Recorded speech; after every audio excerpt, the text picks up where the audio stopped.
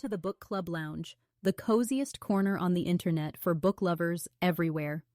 Here, we unravel the stories that keep you turning pages late at night and leave you thinking long after the last word. I'm your host, Sarah Bridgewater.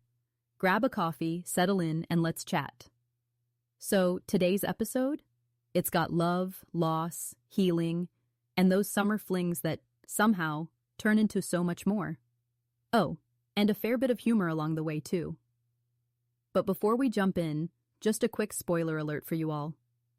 I'm about to dive into the intricate plot of the 2024 romance novel Just for the Summer by Abby Jimenez. If you're halfway through or just haven't gotten around to it yet, hit pause, read, and then come back. Trust me, it's worth it. Now, let's set the scene. Just for the Summer is one of those books that perfectly balances heartbreak and hilarity. It follows two incredibly relatable characters, Justin and Emma, both convinced they're cursed when it comes to love. Everyone they date seems to meet their soulmate right after, just not with them. When they stumble across each other online, they hatch a wild, you could say karmic, plan. It's part summer experiment, part shared misadventure, and maybe, just maybe, it turns into so much more. If today's episode gets you hooked or curious to know more about Abby Jimenez, don't forget to follow the podcast, leave a little review, it means the world, and check out the affiliate link in our show notes. You can grab your own copy of Just for the Summer or explore Abby's other delightful books. Let's talk about how things come together for Emma and Justin. So, imagine scrolling through Reddit and stumbling on a post that perfectly echoes your own bad luck in love. That's how our two protagonists meet, Emma and Justin, united by what they call their curses. Honestly, it's hard not to laugh at the sheer absurdity of it. Everyone they date, apparently, goes on to find their true soulmate quicker than you can say, "It's not you, it's me." Now they decide to do something, unconventional about it, right? They make a pact and agree to date each other. No strings attached, no expectations, just for the summer. It's kind of a rom-com blueprint, but what sets it apart is how it begins. On a Reddit thread of all places. I mean, timing truly does make or break things, doesn't it? At first, it's all laughs and lighthearted banter. You know, Justin's easygoing charm plays off Emma's quick wit. They treat their relationship more like a social experiment than anything serious. But here's where Abby Jimenez really shines. Even in the midst of the humor, there's this steady undercurrent of vulnerability. You see these little cracks. Emma starting to lower her guard, Justin showing just how deeply he cares, even when he's not saying much outright. And Justin, we can't not talk about Justin. He's straightforward, grounded, and yet, there's so much understated depth to him. I mean, the guy has half a village relying on him, and still, he opens up enough to make space for Emma, piece by piece. He's not flashy, but he's present. And Emma? She's like this open book with torn pages. Fun, fiercely independent. But as you read on, you start noticing the fears etched between the lines. Beautifully layered, that's what they are. There's this one line that really epitomizes their connection. Justin says, "If I could bottle this feeling, I'd live off it forever." Romantic, yes, but also just so telling of how rare and fragile moments of true vulnerability can be. It's almost like they're each other's antidote, without fully knowing it yet. You know, it's this emotional tug-of-war that elevates Just for the Summer beyond your typical rom-com. Suddenly, it's not just about breaking a so-called curse. It's about the fear of letting someone close enough to truly know you, flaws and all. And from the way Justin's family pulls Emma in, it's clear. Her narrative isn't just about romance. It's about finding her footing in a world that hasn't always been kind to her. Little cracks, as I said, but they start to show, and that's where the story hooks you. Now here's where the story unveils layers we didn't quite see coming. We start to learn more about Emma's past, a history of being let down by the very people who were supposed to hold her up. She talks about her childhood, the hurt of parental neglect, and it's clear how those experiences have left her with this quiet fear of staying in one place for too long. I mean, wouldn't you be scared to settle if stability always felt like a broken promise? The weight of her past doesn't just reveal itself in bursts. It's like a slow untangling of a story she didn't think anyone would care to know. And this is where Abby Jimenez brilliantly weaves in threads from another of her novels, Yours Truly. Emma shares how she has a half-brother she's never met. It's a passing remark at first, but you can tell meeting him isn't just about family baggage. It's about confronting pieces of herself that she's tried to keep buried. And then there's Justin. What I love is how he approaches Emma's guardedness. It's not with force, you know? It's with patience, respect, and even quiet acceptance. There's this beautiful scene, this one stood out, where Justin's dog, Hank, unexpectedly becomes a mirror to Emma's emotions. I mean, it's incredible how much a dog can sense, isn't it? Hank has this instinct for picking up on Emma's anxiety, her hesitation. And you hear about this very tender moment where she realizes, through him, how much she's still holding back. It's the kind of moment that doesn't need many words but speaks volumes about rebuilding trust, even in the smallest ways. But let's not forget they made this whole pact for no strings, no serious commitments. So, when Emma starts pulling away, it's gut-wrenching, especially for Justin, who's already given so much of himself. The thing that gets me, though, is the way he handles it. He doesn't push, doesn't demand answers. Instead, he lets her have the space she asks for, even when it's obvious how much it hurts him. He's not trying to fix Emma, but you can see clear as day. He wants to be the safe place she can land when she's ready. You know, there's this part of the book, let me see if I can remember it exactly, where Justin tells her, sometimes loving someone means letting them take their time to grow. It's such a striking sentiment because really, isn't that what love should be? Giving someone room, even when it means stepping aside for a while? I think that's what makes Just for the Summer so special. It's honest about how messy love can get, how growth doesn't always happen side by side, but still doesn't mean the connection is any less meaningful.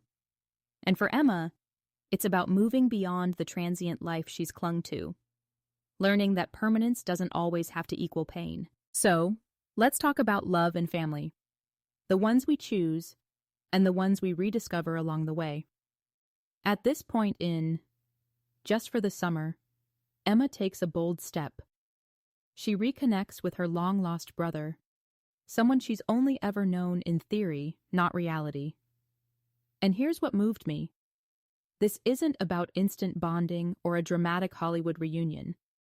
It's about building a bridge, slowly and carefully, between two people who share a history but have lived entirely separate lives. Her brother's approach? Compassionate, steady, and without expectation. He doesn't try to overwhelm Emma with the past or guilt her into a relationship. Instead, he simply shows up, present and willing, which is, in itself, so powerful. You feel Emma's hesitation soften, little by little, and that's what makes this subplot so impactful. It's less about the grand gestures and more about what these moments symbolize, the possibility of healing through connection. What I think Abby Jimenez does so well here is weave Emma's family ties into the larger story of her romance with Justin. Remember that one quote in the book? "You weren't my lucky charm. You were my safe place." It's such a striking revelation. It's also the moment where Emma finally realizes that love, whether it's romantic or familial, should feel anchoring, not something you're constantly bracing yourself against. That recognition shifts everything for her. Oh, and I can't skip over this scene. Picture this. Emma returns to the little island where it all began, not as a visitor this time, but as someone who's ready to belong. This moment with Justin, where they're surrounded by the whole friend group, is heartbreakingly low-key, yet so rich in meaning. They don't need a big, dramatic declaration. Instead, it's a quiet confession, one that cuts through all the doubts and walls. It's real, raw, and deeply human. Honestly, I felt like I was sitting right there with them, hearing every word. There's a reason this part of the book resonates so much, especially with readers who've experienced fractured families of their own. It's that universal longing to find someone, someplace, where you truly feel at home without conditions or judgments. And in this chapter, Emma begins to realize that maybe, just maybe, home isn't a place at all. It's the people who make you feel seen and safe and loved exactly as you are. One of the most enduring themes in Just for the Summer is the concept of found family. For Emma, whose biological connections left her yearning for stability, the people she chooses, Justin, his siblings, her best friend Maddie, become her anchor. You know, it's such a relatable idea, isn't it? That sometimes the family we build can feel more like home than the one we're born into. And then there's this idea of emotional safety in relationships. How love, instead of being chaotic and consuming, can actually be soft and steady. Abby Jimenez captures that so beautifully here. Justin and Emma's connection isn't about grand, sweeping gestures or constant drama. It's about showing up, every single day, in all the million little ways that matter. Sort of like a love that works like glue, quietly keeping the cracks from getting bigger, you know? But perhaps Emma's most significant journey is letting herself be loved. That's the crux of it, isn't it? Learning to truly believe that you're worthy.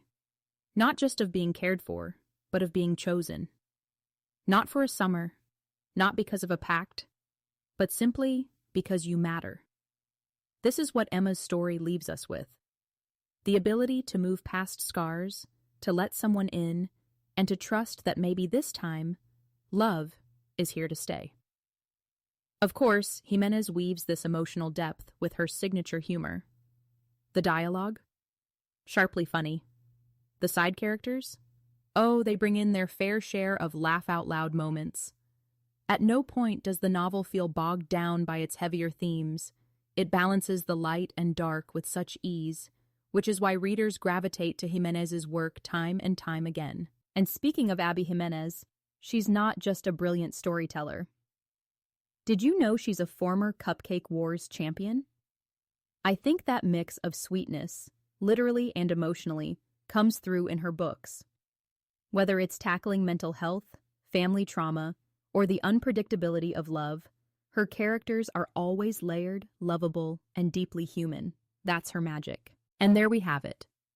Just for the Summer, by Abby Jimenez, a novel that starts with a playful premise, but dives deeply into love, trauma, and the fragile art of healing. What I adore most about this book is its balance. It walks that fine line between laugh-out-loud humor and those quieter, gut-punch moments of vulnerability. It's rare, you know, to find a romance that makes you smile, tear up, and reflect all at once. If there's one takeaway, it's this.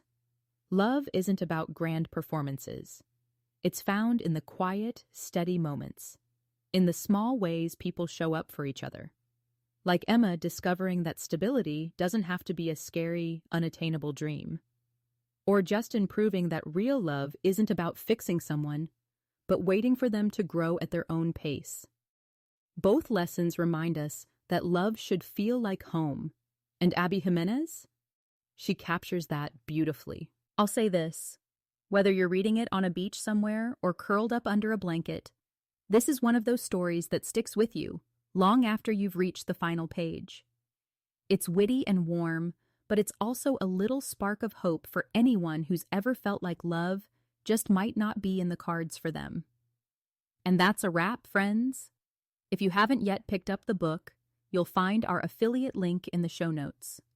It's a small way to support this podcast and keep these conversations going. Don't forget to hit follow or leave us a little rating.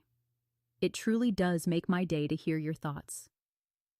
So, until next time, keep reading, keep loving, and keep seeking those stories that remind us all of what it means to truly connect. Thanks for joining me here at the Book Club Lounge. Take care, everyone.